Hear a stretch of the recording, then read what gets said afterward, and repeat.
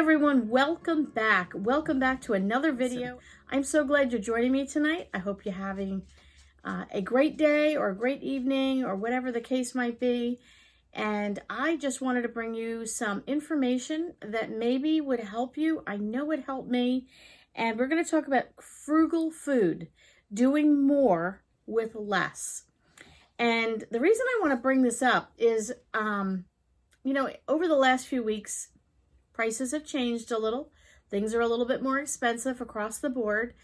And I was just talking to my husband about, our menus and what we're eating and so on and so forth, and how we're trying to cut our food bill in half. In half. 50%, right down the middle. And I want to do less financially with what we're spending on food, but do more with what I have. This is just some of the flowers that I got for Mother's Day. I never get flowers. It's just not something, I'm not a flower person. I don't ask for flowers. I'm too cheap. I'm too frugal. I don't know. Maybe I'm just not frugal. I'm just downright cheap. I don't like flowers because they don't last and they cost a lot of money. But my oldest son and daughter-in-law got me a nice pot of a potted plant so it can stay all the time. And friends of mine brought flowers to the house yesterday with candy and a gift card to Panera Bread. Yes. And my husband and my youngest son got me flowers. I was treated special. So I wanted to enjoy them in the video. But anyway, God has just been putting things in my head. And I've been praying about, how can we financially be free? How can I have freedom in finances? I want to get out of debt. I want to be done with it. I want to be able to own my money and my money doesn't own me. I want to be able to work less hours if I so choose. I want to do. And one of the things is frugal living. And how do you live frugally? Well, we got rid of cable. We got rid of that. We've reduced our cable bill. We reduced our cell phone bill. We don't have a car payment. Yes, we have some other debt and things like that we've accumulated that we're working on. But anything we can cut back on, we are. And we are cutting our food bill by 50%.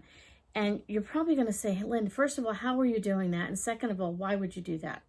Okay, so why are we doing it? It's because I want to save 50% of that money and put it toward a bill to get us out of debt that much quicker.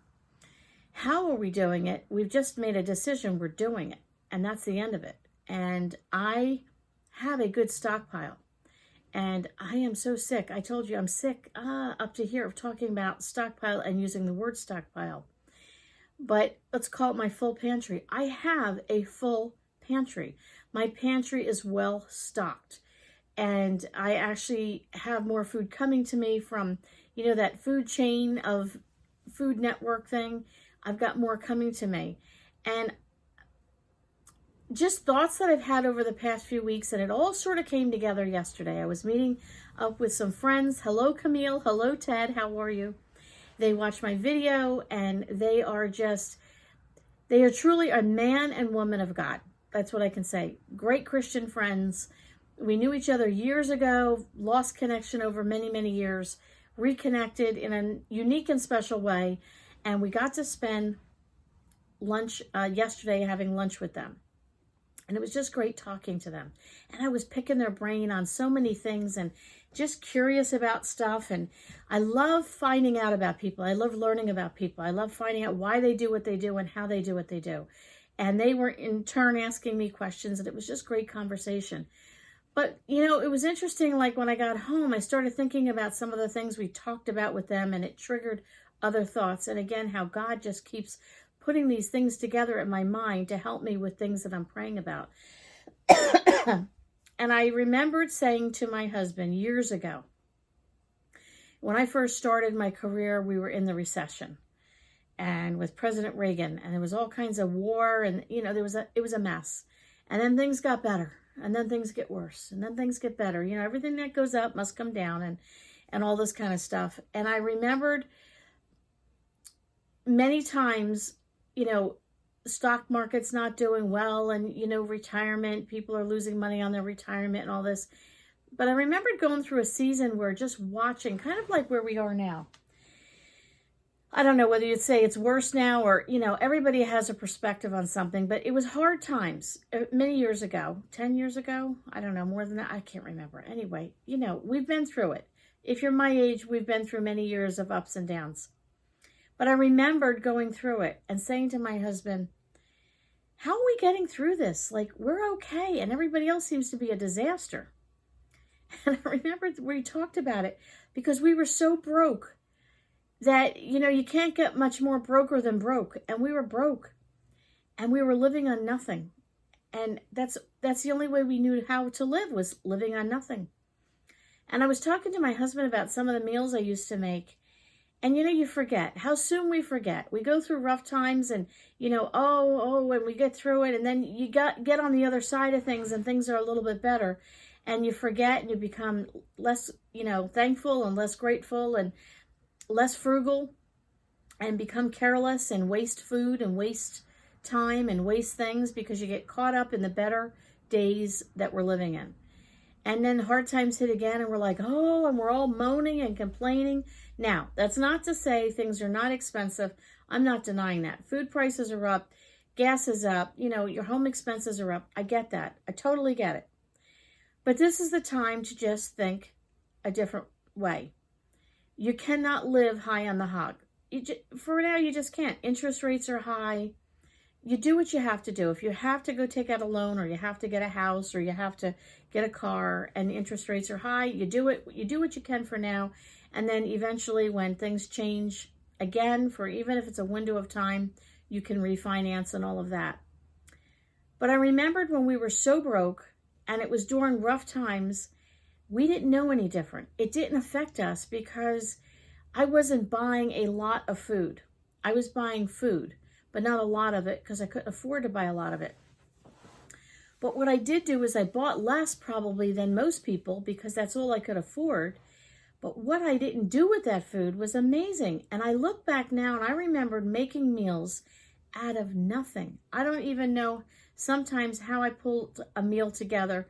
And there were 3 of us in the home at the time, our oldest son when he was younger.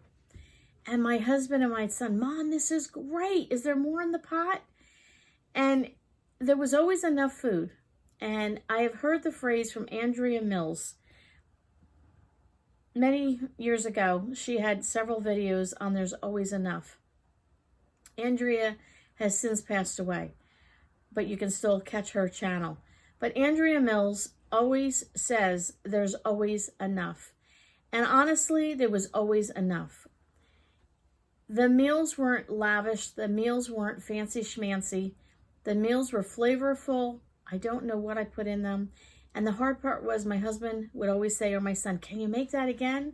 And the answer was always no, because it was whatever I could find in the fridge or that little bit of leftover or that little bit of, I don't know what. I did a lot of things with sauces and gravies, that type of thing, because it just kind of blended everything together. Sometimes I had odd things that really wouldn't necessarily have gone together, but you throw a gravy in it or some kind of sauce and somehow everything blends together and it's delicious.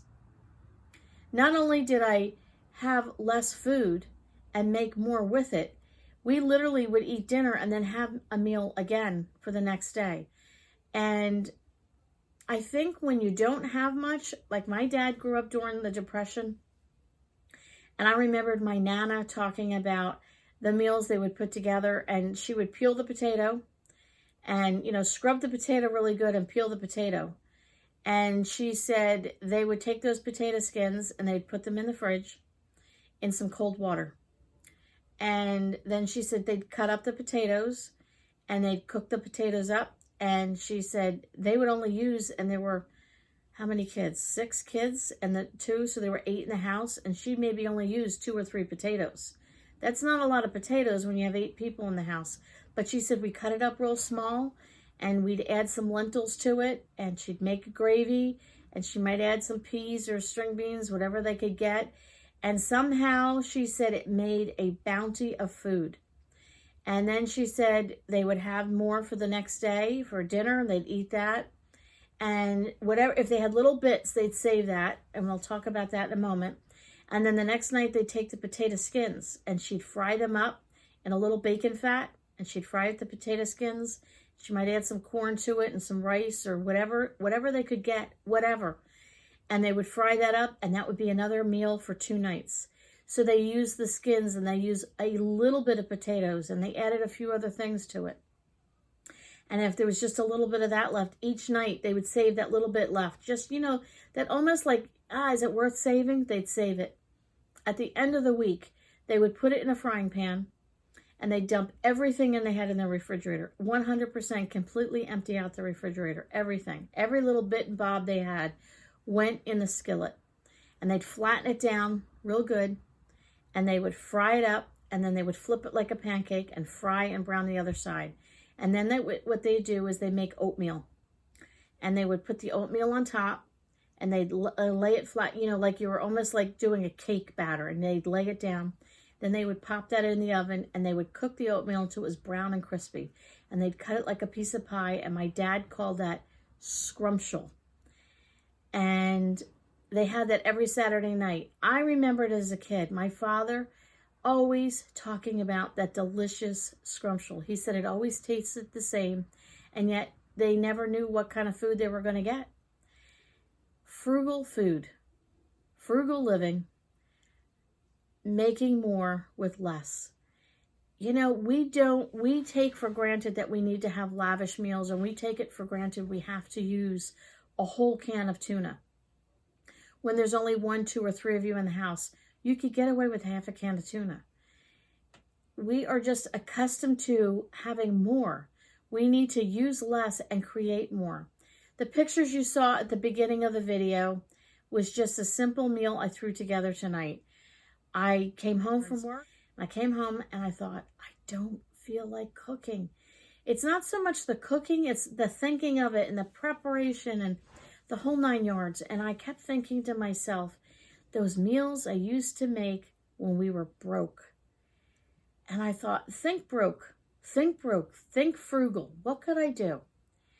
Doesn't have to be a lavish meal. Doesn't have to be a huge wow factor. Doesn't have to be. It needs to be something more, but using less. So I had 3 potatoes left, and there were 2 little ones and 1 big one. So probably, let's say, 2 potatoes. And I peeled the skins off, and I sliced them up, not too thin, but, thin enough. And I popped them in a thing of boiling water for about 7 minutes. And in the meantime, I went into my freezer, and I had a 1/4 of a bag of onions and peppers. You can buy them pre-done in a bag. It's about a year old. And I had used it, here and there, and I had just a little bit left. And when you take it out and there's frost all over it, now most times you'd go, oh, that's so good, throw that out. Well, really, the frost that's what it is frost, and it's going to melt in the frying pan. So I thought, well, it's not like I'm eating it as is. I'm going to be adding to it and so on and so forth. So I threw that in the frying pan, fried that up with a little olive oil and salt. Then I threw in a little, it's Bisto. I don't know if you know, some of you might know what Bisto is. It's a thickening, like a gravy thickening, kind of like you could use a bouillon cube if you wanted, or you could use the better than bouillon, something like that. Just, you want a little bit of a gravy. I poured that in there just to flavor up those onions and peppers because it had that little frost on it, and get all the scrapings off the bottom of the frying pan. I did that, added a little extra water so it was more of a gravy, and I took the potatoes and I threw the potatoes in there that I had cooked. They weren't quite cooked, so now they're cooking up in the frying pan with the gravy. And we had ham at my mother's yesterday, and she said, here, I'm not going to use this. Take the rest of the ham home. Well, it's way more ham than I could use, so we're going to get plenty of meals out of it. So all I did is I took one, maybe that thick of a chunk of the ham, and I cut it real thin in strips, and then I diced it really, really thin. I literally had maybe a handful of ham, and I threw the ham in there. The only thing I wished I had done is put some green onions in there. I think that would have been good. But threw that all together and cooked that up in the skillet. And then I wanted something else to go with it. So really what I made was a potatoes O'Brien. And then I decided, I had seen a recipe. I make fry bread all the time. Well, I saw another recipe, and you saw the biscuits that I made. And all it was flour, a little olive oil, a little salt, a little milk, mix it all up, roll it out, cut it out, and you put it in a dry frying pan. No oil, no nothing, and non-stick. And you cook it for like 3 to 4 minutes on each side. It made a plain and simple biscuit. Slice them down. They were moist. They were delicious. And we put a little butter and a little strawberry rhubarb jam on it. We took just a little bit and made so much more out of it. 3 little potatoes that, what would they have amounted to? A handful of ham, a little bit of gravy in there, some leftover onions and peppers that were in the freezer that really you probably would have thrown out because they were a little frosty. And all these little things you think, what can I do with a handful of this and a little handful of that? What can I do with this? You can be frugal with your food. You can make more with less. A handful of this and a handful of that. I made a full skillet worth of food. I fed the 3 of us, and I still have leftovers for tomorrow for breakfast for my husband and myself. How cheap can you get, right? And I have biscuits left for breakfast tomorrow. Now, they're not something that have preservatives, so I have to use those up right away.